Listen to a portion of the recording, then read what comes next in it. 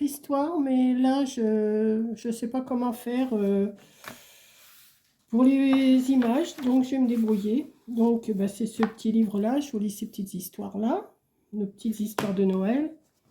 Donc, sur ce livre-là, j'ai déjà lu qu'une le reine qui avait le vertige.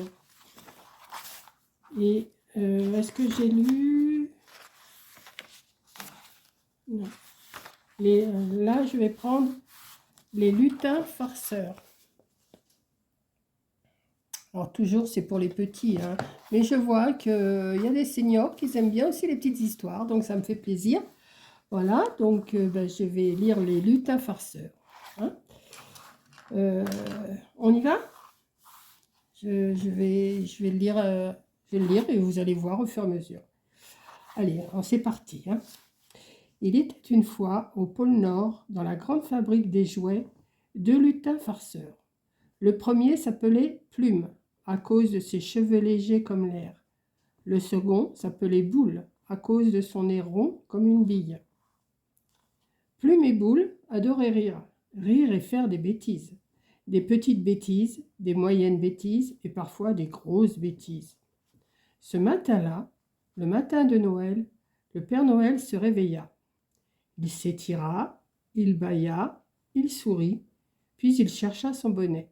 Son beau bonnet rouge, son bonnet magique qui le gardait au chaud dans le ciel glacé. Il chercha sur sa table, pas de bonnet.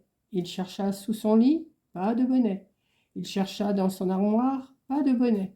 « Mon bonnet !» s'écria le Père Noël. « Où est mon bonnet ?» Dans toute la fabrique, les lutins entendirent son cri. Un cri qui résonnait comme une cloche. Un cri qui faisait trembler les étoiles du sapin. Un cri qui disait « Catastrophe, catastrophe, catastrophe !» Sans son bonnet, le Père Noël ne pouvait pas partir. Sans son bonnet, impossible de voler. Sans son bonnet, Noël était en danger. Plume et Boule se regardèrent. Leurs yeux brillaient de malice, car c'était eux qui avaient emprunté le bonnet. Hier soir pour jouer. Juste pour jouer. Ils avaient fait une bataille de polochons avec. Ils avaient joué à cache-cache avec. Ils avaient même fait semblant d'être le Père Noël avec. Mais maintenant, où était le bonnet ? Oups, murmura Plume. Les deux lutins se mirent en route. Il fallait retrouver ce bonnet, vite, vite, vite, avant le départ du traîneau. Première étape, l'atelier des poupées. Les lutins couraient entre les étagères. Ils fouillaient, cherchaient, renversaient.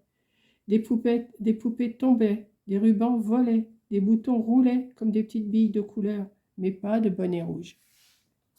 « Par ici !» cria Plume. Deuxième étape, la salle des trains. Les lutins rampaient sous les rails. Ils regardaient derrière les locomotives. Ils soulevaient les wagons. Des sifflets sifflaient. Des fumées montaient jusqu'au plafond, mais toujours pas de bonnet. « Par là !» hurla Boule. Troisième étape, la cuisine des biscuits. Les lutins grimpaient sur les placards. Ils plongeaient dans les bocaux. Ils goûtaient les étoiles en sucre. Des miettes tombaient. Des parfums embaumaient. Des chocolats fondaient sur leurs doigts, mais le bonnet restait invisible. Plume et Boule commençaient à se décourager. Ils avaient cherché partout, partout, partout, partout. Et le temps filait, le traîneau attendait, les rennes piétinaient. Le Père Noël s'inquiétait de plus en plus. « C'est notre faute, dit Plume d'une voix triste. On n'aurait pas dû prendre le bonnet, ajouta Boule en baissant la tête. Les deux lutins s'assirent sur un banc de neige. Ils étaient fatigués, ils étaient tristes. Ils avaient laissé des flocons partout, des bêtises partout, du désordre partout. C'est alors qu'une petite voix les appela. « Hé, les lutins, vous cherchez quelque chose ?» C'était Étoile, la plus petite lutine de la fabrique. Elle était si petite qu'on l'oubliait parfois. Si discrète qu'on ne la voyait pas souvent. Mais elle observait tout, tout, tout, tout. « Le bonnet du Père Noël, répondit Plume, on l'a perdu. »« Je sais où il est, dit Étoile avec un sourire malicieux. » Les deux lutins sautèrent sur leurs pieds. « Où, suivez-moi. » Étoile les conduisit vers un endroit où ils n'avaient pas pensé chercher, la grande cheminée de la fabrique. Et là, Tout là-haut, accroché à une poutre, se trouvait le bonnet rouge. Il avait glissé quand il jouait hier soir. Il était resté coincé là-haut, invisible depuis le sol. « Comment on va le récupérer » demanda Boule. « Ensemble » répondit Étoile. Les 3 lutins firent une pyramide. Étoile grimpa sur les épaules de Plume. Plume grimpa sur les épaules de Boule. Et hop, Étoile attrapa le bonnet. Elle le fit glisser le long de la poutre. Elle le fit tomber doucement comme une feuille en automne. Le bonnet atterrit dans les bras de Plume. Le bonnet était retrouvé, sauvé, de retour. Les trois lutins coururent vers le Père Noël. Ils lui tendirent le bonnet avec des sourires timides. « Pardon, Père Noël, dit Plume, on voulait juste s'amuser. »« On ne le fera plus jamais, promit Boule. »« Mais on l'a retrouvé ensemble, ajouta Étoile fièrement. » Le Père Noël posa son bonnet sur sa tête. Il sourit, un grand sourire qui faisait briller ses yeux comme des étoiles. « Merci, mes petits lutins, vous avez appris une chose importante aujourd'hui. Nos bêtises peuvent créer des problèmes. Et pour les réparer, nos bêtises, parfois, il suffit de s'unir. C'est alors qu'on devient plus fort, plus sage, plus grand. » Plume et Boule se serrèrent dans les bras. Étoile les rejoignit. Et tous les lutins de la fabrique applaudirent. Le Père Noël monta dans son traîneau. Il agita son bonnet rouge dans le ciel.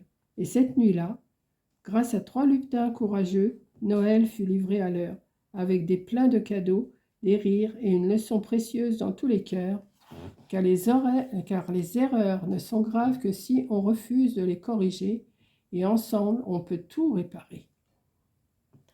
Voilà, une petite histoire que très vite, hein, mais je trouve que c'est mignon comme petite histoire. Voilà. Demain, ça sera sûrement le petit flocon qui ne voulait pas tomber. Donc, à demain.